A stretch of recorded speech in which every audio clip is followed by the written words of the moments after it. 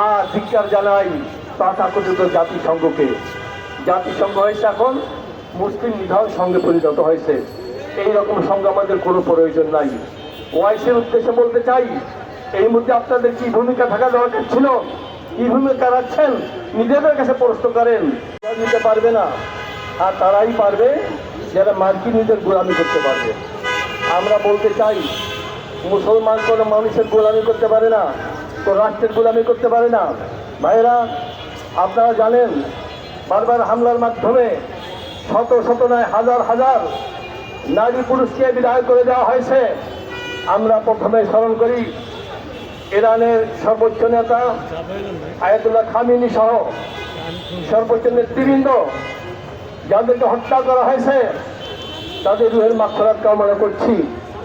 আর যারা আহত অবস্থায় কাটাচ্ছেন তাদের সুস্থতা কামনা করছি। ধিক্কার জানাই যারা বারবার করে হিংস্র বাঘের মতো বিভিন্ন রাষ্ট্রের উপর হামলা চালাচ্ছে। আপনার ইতিহাস জানেন, আফগানিস্তানে কি করেছিল, ইরাকে কি করেছিল, ইরানি কি করতেছে। অর্থাৎ একের পর এক ওরা যেভাবে আচরণ প্রদর্শন করছে, আমার মনে হয়, আমাদের মনে হয় ওদের ইচ্ছা মুসলিম রাষ্ট্র হিসেবে কোনো রাষ্ট্র থাকতে পারবে না। তবে আমরা বলতে চাই, মুসলিম রাষ্ট্র থাকবে, মুসলমান থাকবে, কিন্তু কারো গুলামি করে থাকবে না।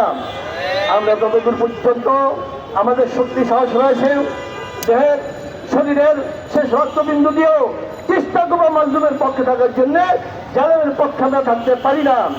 আর ধিক্কার জানাই তথাকথিত জাতিসংঘকে। জাতিসংঘ হয়েছে এখন মুসলিম নিধন সংঘে পরিণত হয়েছে। এইরকম সংঘ আমাদের কোনো প্রয়োজন নাই। ওয়াইসির উদ্দেশ্যে বলতে চাই, এই মধ্যে আপনাদের কি ভূমিকা থাকা দরকার ছিল, কি ভূমিকা রাখছেন নিজেদের কাছে প্রশ্ন করেন। আজ যে সকল মুসলিম রাষ্ট্র এখনো আমেরিকার পা চাটা অবস্থায় রয়েছেন, আপনারা ফিরে আসুন, আপনারা রেহাই পাবেন না। যারাই হয় তাদের দাবিদার করেছে, একে একে সবাইকে ধ্বংস করতেছে, আপনারা যদি অপেক্ষা করেন। এখন বিশ্ব মুসলিম এক হওয়া দরকার, জালেমদের বিরুদ্ধে সোচ্চার হওয়া দরকার। আমরা সোচ্চার হতে চাই। বাংলাদেশ সরকারকে বলতে চাই, বিরোধী দলকে বলতে চাই, এখন স্পষ্টভাবে তীব্র প্রতিবাদ জানানো হয় নাই, নিন্দা প্রস্তাব জানানো হয় নাই। আগামী অধিবেশন অবশ্যই জানো আমেরিকা ইসরায়েলের বিরুদ্ধে প্রতিবাদ জানানো হয়, নিন্দা প্রস্তাব পাশ করা হয়, এই দাবি জানিয়ে। আর আজকের মিছিল হবে একটু পরেই, আগামীতে যে কোনো কর্মসূচি হবে আপনার আগে আহ্বান জানিয়ে আমার সংক্ষিপ্ত আলোচনা শুরু করছি। আসসালামু আলাইকুম রহমতুল্লাহ। চলুন আমরা